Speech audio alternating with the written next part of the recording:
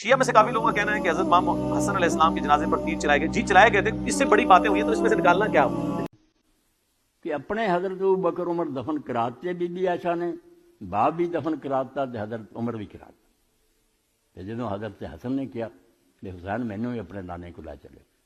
کہ جنازہ آیا، اماں جڑی سی کھچر سے سوار ہو کے آ گیا. آدھے جنگے جمل چ اونٹ سے آئی حضرت علی نہ لڑن، اتنے کھچر سے سوار ہو کے آ گیا اور آخیا کون ہے میرے گھر تین دفن کر، میں نہیں دفن ہوتا. مزاحمت کی بڑی، اور نال مروان آ گیا، وہ سپاہی آ گئے، انہوں نے تیر چلائے جڑے امام حسین دی حسن دی لاش میں لگے کہ دفن نہ کر دیتا. تلواراں نکل آئیاں، پھر حضرت حسین نے اور ساتھیاں نے تلواراں کاڑی کہ گھر ساڈا تسی روکنے والے کون؟ ادھر مروان وہ سپاہیاں نے کاڑی. مرن تک نوبت پہنچی، مگر اس وقت پھر حضرت ابو ہریرہ ہی اگے ہوئے. انہوں نے آخیا حسین، حسن نے خود ہی کہتا سی دینا ہون نہیں دینا کام، جی اتوں تک نوبت پہنچے تو. اعوذ باللہ من الشیطان اللعین الرجیم، بسم اللہ الرحمن الرحیم. ان الذین یؤذون اللہ ورسولہ لعنہم اللہ فی الدنیا والآخرہ وأعد لهم عذابا مہینا. سورہ مبارکہ احزاب آیت نمبر 57. ارشاد رب العزت، بے شک جو لوگ اللہ اور اس کے رسول کو ایذا دیتے ہیں ان پہ دنیا میں بھی لعنت ہے، آخرت میں لعنت اور ذلیل کرنے والا عذاب ان کے لیے تیار ہے. امام حسن علیہ السلام کی شہادت، ظاہر ہے کہ امام حسن پہ جو مظالم ڈھائے گئے زندگی میں اور شہادت کے بعد، روزہ رسول میں ان کی وصیت کے مطابق ان کو دفن نہ ہونے دیا گیا. ان کی میت مبارکہ پہ تیر چلائے گئے، میت پہ تیر، رسول کے بیٹے کے میت پہ تیر. تو علامہ حسن الحیاری صاحب، انہوں نے اپنی ایک تقریر میں فرمایا کہ میری نظر سے کوئی سنی کتاب نہیں گزری. تو ان لوگوں نے یہ اس کا تیر کوئی چلائے. ریفرنس دے سکتے ہیں یہ شیعہ کتب میں آپ موجود کی ہے. ریفرنس؟ یہ نہیں، شیعہ کتب اہل میں ہے. سنت کی کتب میں. نہیں ان کے کتابوں میں نہیں، میں نے یہ بات نہیں دیکھی ہے ان کی کتابوں میں. یہ شیعہ کتب میں ہے. اب ان کی کتابوں میں کہتا ہوں میں نے نہیں دیکھا ہے، ہو سکتا ہے ہو، میں نے نہیں دیکھا. میں مزید انشاءاللہ دیکھوں گا. لیکن یہ نہیں کہ سنی کتابوں میں نہیں ہے، ہرگز نہیں، یہ ان کے کہنے کا مقصد بالکل نہیں. یہ فرمایا کہ میری نظر سے نہیں گزری. ظاہر ہے کہ کئی کتابیں ہیں جو ہماری نظر سے نہیں گزرتی. میری نظر سے نہیں گزرا کوئی سنی کتاب جس میں امام حسن علیہ السلام کے میت مبارکہ پہ تیر لگائے گئے ہوں، تیر چلے ہوں. تو آج میں سنی کتاب سے دکھاؤں گا کہ امام حسن علیہ السلام کی میت پہ تیر چلے اور میت کے دفن ہونے میں کیا کیا ہوا، کس کس نے رکاوٹ ڈالی، یہ کیوں منظر پیش آیا.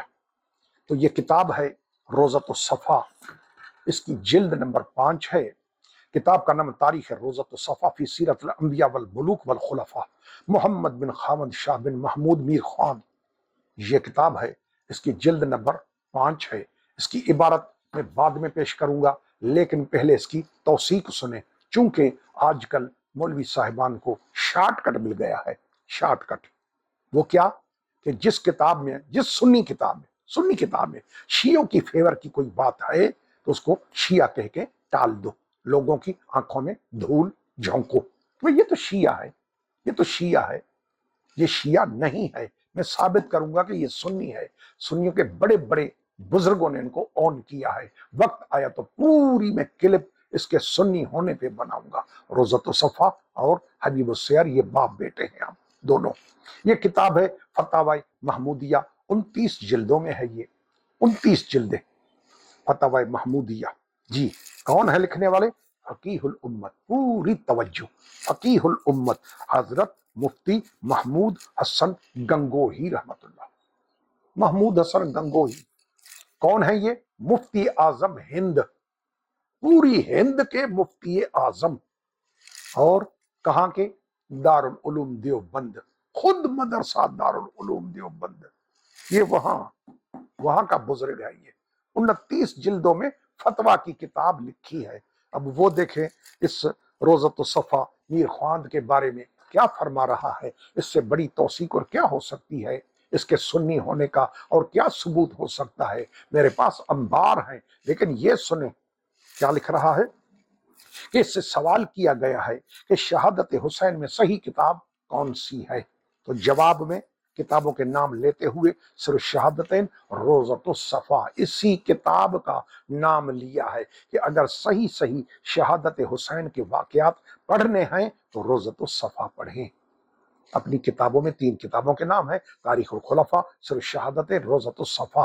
روزۃ الصفا کو دوسرے نمبر پہ لایا ہے۔ اگر یہ شیعوں کی کتاب ہوتی تو اپنی کتاب کی 6 جلد میں صفحہ نمبر 181 پہ یہ میر خواند کی طرف لوگوں کو رجوع نہیں کرتا، ہرگز نہ کرتا کہ آپ شیعوں کی کتابیں پڑھیں۔ نہیں، یہ سنی کتاب ہے، سنی عالم دین ہے۔ یہ اس میں کیا لکھا ہے کتاب میں؟ اس میں لکھا ہے کہ جب امام حسن علیہ السلام کا جنازہ در باز روایات آمدہ است کے جہت امیر المومنین حسن علیہ السلام قبری نزدیک و قبر حضرت رسالت پناہ صلی اللہ علیہ وآلہ وسلم کندند و جنازہ آن جناب را بر سر قبر بردہ نہادند و قبل از دفن عائشہ از ایمانی وقوف یافت بر استری سوار شدہ با موضع رفت و بمنع مشغول گشت، منع رکاوٹ، مشغول گشت۔ شیعہ امیر المومنین علی علیہ السلام بنیاد غوغا کردند، اے عائشہ روزی بر شتر نشستہ با علی محاربت کنی و روزی بر استر سوار شدہ بر سر جنازہ نبیرہ پیغمبر منازعت آغاز نہیں و نہ گزاری کے اورا دفن کنند و چنداں کے سعی نمودند مفید نفتاد چھ مردم بدو فرقہ متفرق شدند و با جانب یک دیگر تیر انداختند۔ رکاوٹ کے بعد تیر اندازی شروع ہو گئی دونوں گروہوں کے درمیان، ایک امام حسن کا ٹولہ، حسین آل محمد کو چاہنے والے ایک، اور دوسرا یہ مروان اور جو آپ نے سنا۔ جب تیر چلے آنگاہ امام حسین بنا برہا متفرق شدہ بجانب یک تیر انداز چند تیر بجنازہ رسید، ان تیروں چلنے سے امام حسن کے میت میں تیر لگے، رسول کے نواسے کے میت میں تیر لگے۔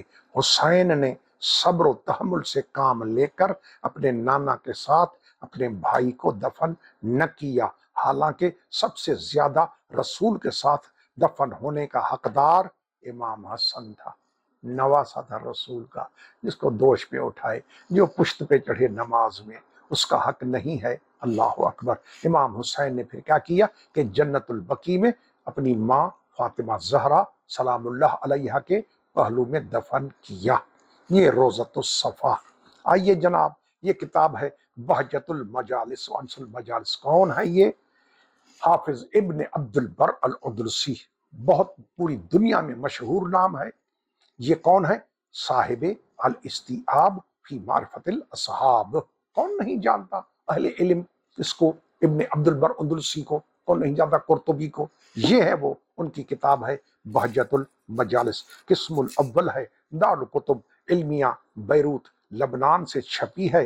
اس میں صفحہ نمبر 100 پہ لکھا ہوا ہے کہ لما مات الحسن ارادو ان یدفنوہ فی بیت رسول اللہ صلی اللہ علیہ وآلہ وسلم فابت ذالک عائشہ، بی بی نے منع کی دفن ہونے سے۔ یہ آگے بہت کچھ ہے لیکن میں بتا رہا ہوں کہ ہوا کیا، رکاوٹ کیسے ہوئی۔ یہ جو کھل کھل کے کہتے ہیں خوش ہو کے کہ سکون سے جگہ دی گئی، جب بی بی رضی اللہ سے اجازت مانگی گئی تو فرمایا مجھے کوئی اعتراض نہیں، حسن کو دفن کرو۔ یہ دیکھیں، یہ باتیں مولوی نہیں بتاتے۔ یہ مقاتل الطالبین میں کیا کہوں، شرم کی بات ہے، میں ڈوب مرنا نہیں کہتا، شرم کی بات ہے کہ ابو الفرج اصفہانی اموی بنی امیہ اس کو شیعہ کہہ رہے ہیں، شیعوں کی دشمنی میں، چونکہ کچھ باتیں ایسی لکھی ہیں جو شیعوں کی فیور میں ہیں تو اس لیے یہ شیعہ بن گیا۔ کیا لکھا؟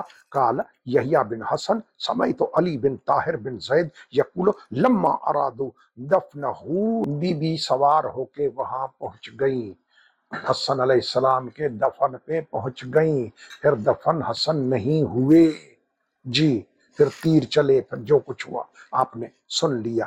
یہ کتاب ہے انصاب الاشراف، الامام احمد بن یحییٰ بن جابر البلازری، مشہور زمانہ کتاب ہے، 279 کی تیسری جلد ہے، دارالفکر بیروت لبنان سے چھپی ہے۔ اس کتاب میں لکھا ہوا ہے کہ بی بی نے کیا فرمایا، البیت بیتی ولا آذن ان یدفن فیہ احد، بی بی نے فرمایا یہ میرا گھر ہے، میں کسی کو اجازت نہیں دیتی کہ میرے گھر میں دفن ہو۔